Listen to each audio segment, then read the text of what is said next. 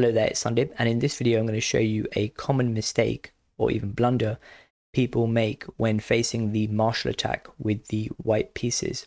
And what's interesting about this blunder is that people in the Lichess databases, everyone, not master level players, are following the mainline theory of the martial attack, which is played at the top level, all the way up until 17 moves, at which time 50% of people in the database make this horrible knight d2 move, which results in a completely lost position for white. So we're going to have a look at that. And it kind of goes to show that if you know a little bit more theory than your opponent, chances are you're going to get into a winning position before they do. So what is the martial attack? After e4, e5, knight f3, knight c6, bishop b5, Dori Lopez, one of the most common openings in chess, a6, the Morphy defense, the bishop has to retreat, bishop a4, we play the move knight f6, and that just quickly note that there's no rush to play b5. A lot of, I think, beginners and intermediates play b5 immediately. There's no rush. Because after knight f6, there's no remove the defender tactic. You should know by now that bishop takes c6, d takes c6 doesn't work, knight takes e5 is met with queen d4. The knight has to retreat, black gets his pawn back, and black has a slightly winning position. So there's no rush to play b5. So we have knight f6, castles, bishop b7, there's still no threat here of taking, and now you have rook e1. And so now you really have to do something about this knight, because this pawn is being defended. And so now we have b5, bishop b3, castles, and here comes the move c3. And so c3 is a dual purpose move. It gives the bishop an escape square in case black tries to remove it, but it also supports d4. And so the martial attack begins, which is played at the top level when players play the move d5. And here black is effectively giving up a pawn for initiative. And so if we follow it in the Lichess database, players are going to be playing the top moves here, which is in line with grandmasters. So e takes d5, knight takes d5, knight takes e5, knight takes e5, rook takes e5.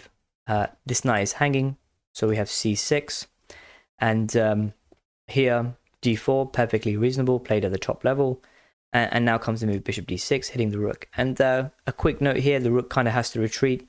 If you play the move queen h5, which you can see some people here in the Lichess database do this, then you have to give up the exchange after g6. There's no way for the rook to go, so you have to get rid of this knight.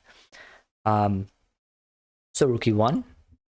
And now comes the powerful follow-up queen h4. And this is a huge threat. It's not quite mate, but if black can deliver that, then white is going to be in a completely lost position. So we have g6, queen h3, queen f3. And just note that we're still just following mainline theory here of the martial attack. So people play this at the top level. If we toggle here to the Masters database, there'll be plenty of games here where this has happened. Bishop g4. Hitting the queen, bishop g2, queen g2, and here queen h5, not allowing the queen trade.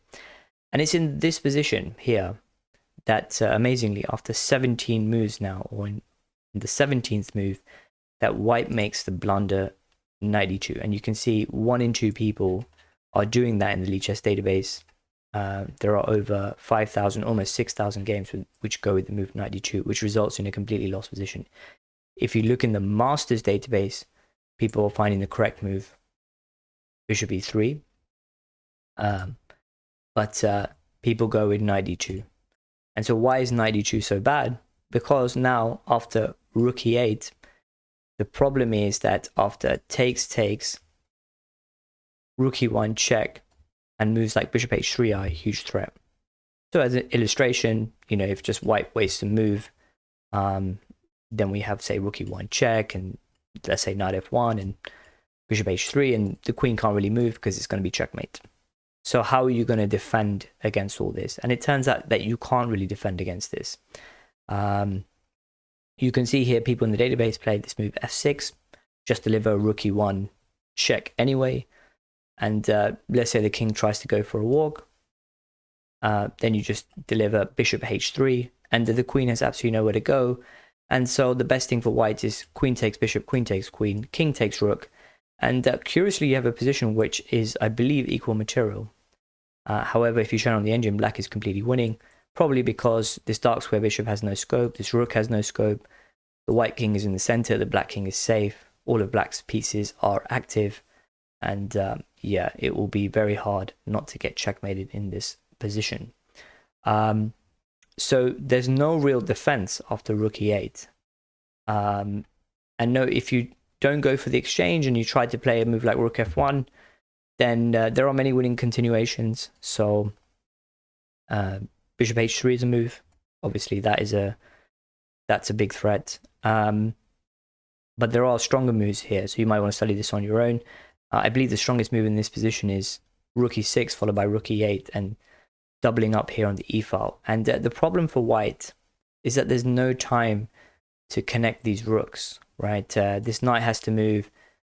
The dark square bishop cannot even fianchetto because this pawn can't move. And basically, white has sort of reached a position of kind of paralysis. And there's not much you can do about it. So completely losing for white.